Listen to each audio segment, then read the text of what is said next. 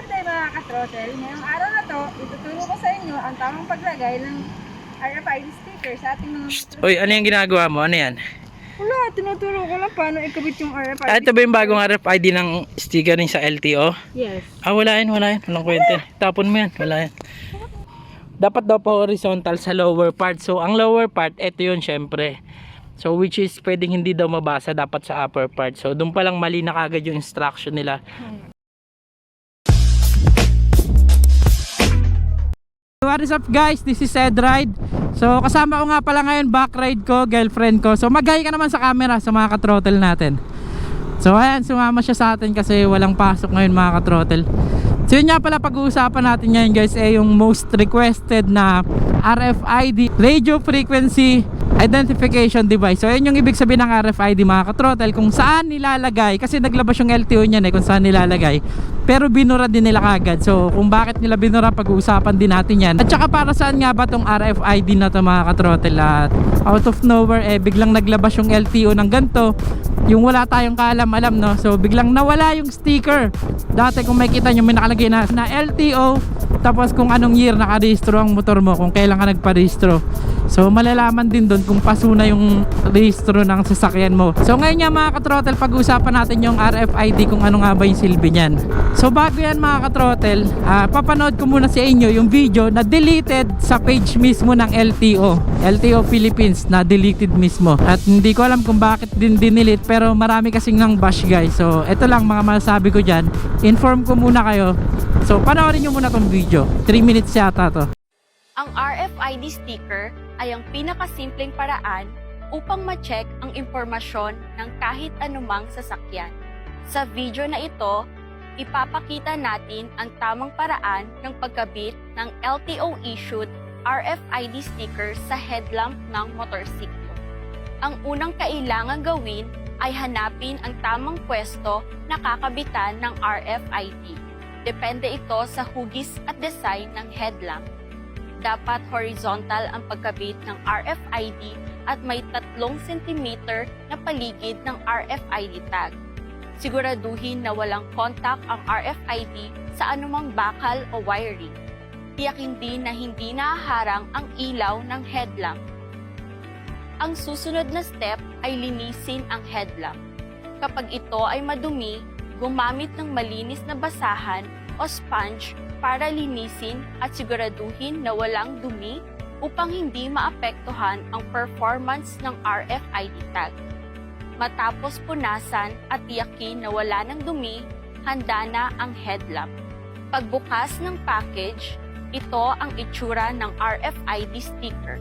Kailangan itong ihanda bago ikabit. Itong side ang mayroong RFID antenna at kailangan ipatong at idikit ng tama sa side na may QR code.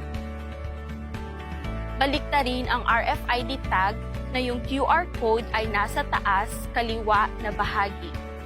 Tupiin yung RFID sticker ayon sa dotted line para naiipit yung paper liner sa gitna. Dahan-dahan iangat yung paper liner mula sa likod ng RFID antenna at tupiin sa gitna. Ipantay ang RFID overlay sa side na may QR code at dahan-dahan idikit, ingatan na huwag magkabula. Kung magkaroon man, dahan-dahan pisilin mula sa gitna papunta sa mga gilid para matanggal ang bula. Kapag nakapatong na ang RFID antenna sa QR code, maaari nang tanggalin ang backing paper at ready na ito ikabit sa headlamp. Ingatan ang paghawak sa tag habang nakatanggal ang liner at iwasan mahawakan ang likod na may pandikit. Kapag tuyo na ang headlamp at ang RFID at naitupi na ng maayos, dahan-dahan idikit sa tamang pwesto sa headlamp. Siguraduhin na walang bula sa tag habang kinakabit. Hawiin ang mga bula mula sa gitna papunta sa gilid. Pag naikabit na ang RFID, iwasan mabasa ang motorsiklo ng 24 hours para matiyak na permanente ang pagkabit. Ang pangunahing security feature ng LTO headlamp sticker ay hindi ito maaaring tanggalin o ilipat ng pwesto na hindi masisira ang RFID. Itong anti-tampering feature na ito ang magbibigay importansya na sundin ang mga proseso ng tamang pagkabit sa instruction manual. Tiyakin natin na sa umpisa pa lang ay tama ang pagkabit para walang sabit. So yun lang mga ka-throttle, singit ko lang to sa unang bahagi ng video ko. So wag nyo pala kalimutang magsuporta sa ating channel at i-share ang video. Don't forget to comment, like, and subscribe mga ka-throttle, diba? Para lagi kayong updated sa mga news regarding sa motorcycle, diba? Tsaka sa mga iba pa nating vlog. So yun, maraming salamat. So yun na nga mga ka-throttle, napanood nyo yung video. So unang-una kasi guys, bigyan ko lang kayo ng konting idea kung para saan ang RFID. Sabi kasi ng DOTr at saka ng LTO mga ka-throttle, ang RFID daw ay gagamitin sa pagrehistro sa side ng LTO at saka DOTr. So kapag rehistro daw, especially pag MVIS, i-scan yung RFID na yun, ma-identify ng LTO yung information ng sasakyan. So bukod pa nga dito, pwede pa daw gamitin ng ibang law enforcement, for example MMDA, police. So kahit nasa malayo mga ka-throttle, ang pagkakaalam ko parang ilang metro ba to, 30 meters ba? So kayang makuha yung information ng sasakyan mo basta naalagay sa tamang lagayan yung RFID. So yun nga daw yung silbi nun mga ka-throttle, bigla-bigla na lang yung lumabas. So sa mga hindi nakakaalam guys, bakit nga ba may ganito? Taong 2010 sa pamumuno pa ni Gloria Arroyo, so naglabas din sila ng ganito regarding sa RFID. Pero yun nga, hindi natuloy to kasi nga guys, marami nagprotesta kasi ginamit daw to na money collection scheme. So ano yung money collection scheme? So nung time na yun mga ka-throttle, sabi nga daw, kaya daw merong ganito na nilabas na project para daw mangolekta ng pondo para sa susunod na election. Kaya tinawag na money collection scheme. Sa mga hindi nakakaalam mga ka-throttle, nagsimula tong RFID na to taong 2009, tumakbo to ng isang taon hanggang 2010. So maraming nag-question dito. So sa mga hindi nakakaalam guys, sinuspend nga to ng Supreme Court. So dapat daw, sabi sa Supreme Court, ibalik yung pera na binayad ng mga tao. Ano ba to? Naka-go? Naka-go ba to? Naka-go yata. So pinapabalik nga ng Supreme Court yung binayad ng mga tao kasi nga guys, napatunayan na wala naman talagang gamit halos to. Kumbaga parang totoo rin yung paratang na money collection scheme lang to nung time na yon mga ka-throttle. Ayoko naman sabihin nung time na to. So sinuspend yung taon 2017 guys, naglabas yung Supreme Court na yun nga daw, kailangan ibalik yung pera ng tao kasi nga napatunayan na lang to, kumbaga kalokohan lang yun. So taong 2019 mga ka-throttle, naglabas ang LTO ng parang memorandum na ibabalik nga sa tao yung pera. So August 2019, start nun, kailangan pumunta yung isang driver na nakuha ng RFID sticker. Tapos i-claim nila yung refund doon. So sabi ng LTO, mga 85,000 na motorist daw ang nag-claim. So yun na mga ka-throttle, hindi natin alam, bigla-bigla na lang itong lumabas ngayon, 2020 na naman. So hindi natin alam kung ano yung dahilan, 'di ba? Unang-una mga ka-throttle, wala pa naman silang device na pang-scan dito, 'di ba? So kailangan na kaagad maglagay ng ganito. Pangalawa, naglabas sila ng ganito, hindi nila sinabi kung paano yung paglagay. Tapos so kalahati na ng 2021 mahigit, ilang months na lang, mga 3 months na lang or 4 months, 2022 na. Sa kanila nilagay ang tamang ang tamang pagkabit na ito mga ka-throttle. So sa mga nagtatanong dyan na paano daw yung mga nakabit na, so pwede daw ba hulihin? Sa ngayon mga ka-throttle, wag muna kayo magpanik kasi wala pang batas na pwedeng hulihin ang walang RFID sticker. Wala pang batas na nagsasabi na huhulihin yung maling paglagay ng sticker, at kung walang RFID huhulihin din. Wala pang ganun mga ka-throttle, wag kayong magpanik. So kapag meron mang hinuli na ganun, report nyo sa akin. Sali nga pala kayo sa Edride ka-throttle na page natin, tsaka like nyo na Edride Motovlog. So message nyo mga ka-throttle, cover natin yan. Pero guys, wala pwedeng manghuli sa inyo sa ngayon, no? So hindi natin alam as of ngayon yan mga ka-throttle, August 31 ba ngayon? August 31 wala pa, pero mag-update ako mga ka-throttle. Kung mapanood nyo man ang late to, tignan nyo sa comment section, maglalagay ako ng update kung hinuhuli na. Sa ngayon mga ka-throttle, walang nilabas na memorandum. So wag kayong magpapaniwala sa iba, walang ganun. Ang meron lang mga ka-throttle, yung dati, yung sticker o yung sticker na nakalagay sa plate, pero wala naman yun. So regarding sa RFID, wala pa.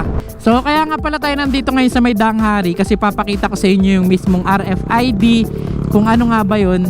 Tsaka papakita ko rin sa inyo kung saan siya dapat kinakabit. Doon napanood nyo na kanina, pero kakabit ko rin kasi yung plaka ko mga ka-throttle, no? So pumunta na lang ako dito para magpahangin na lang din. So pupunta kami dyan mamaya sa Ibiya after na ito. So yun na nga guys, nililinaw ko lang, walang huli to. Tsaka yun lang yung tanong ko, diba? Bakit binalik tong RFID na to?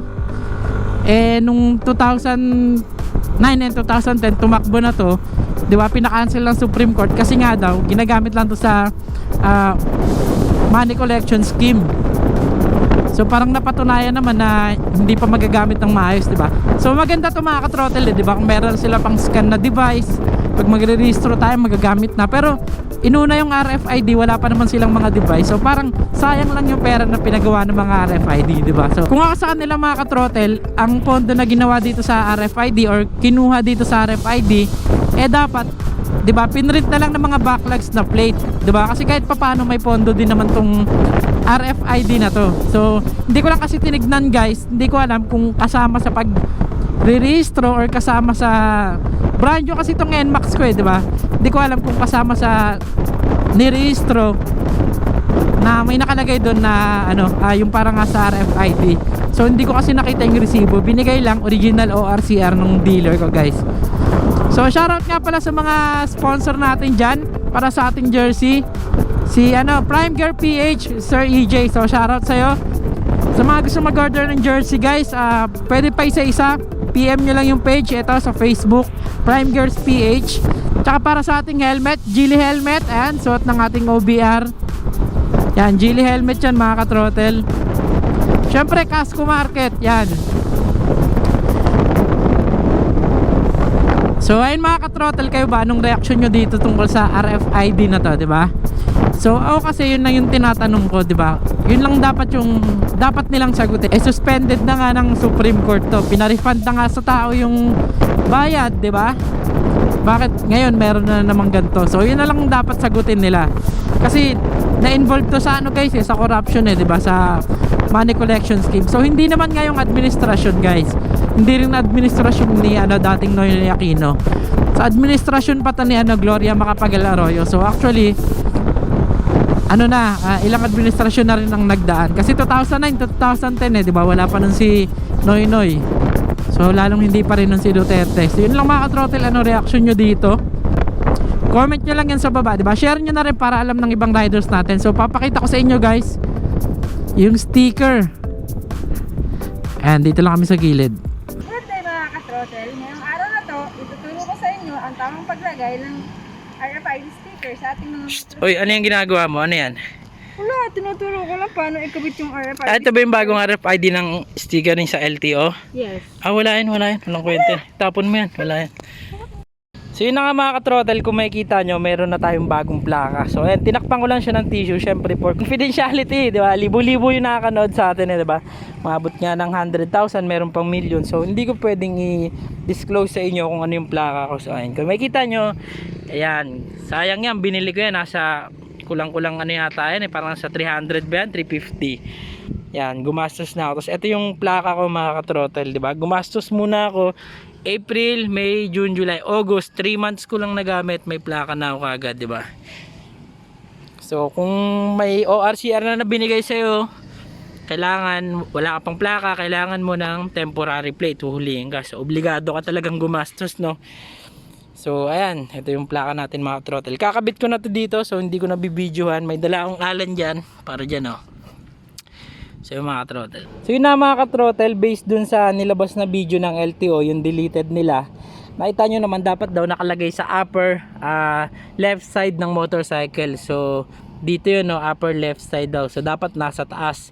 Hindi daw pwedeng nasa baba kasi nga baka hindi mabasa. Pero kung titignan nyo yung nasa likod mga ka-throttle, may nakalagay kasi dito, this label is part of your vehicle identification. It should be positioned horizontally on the lower part of the headlamp. Make sure that surface is clean. Diba nakita nyo parang dapat daw pa horizontal sa lower part. So ang lower part, ito yun syempre.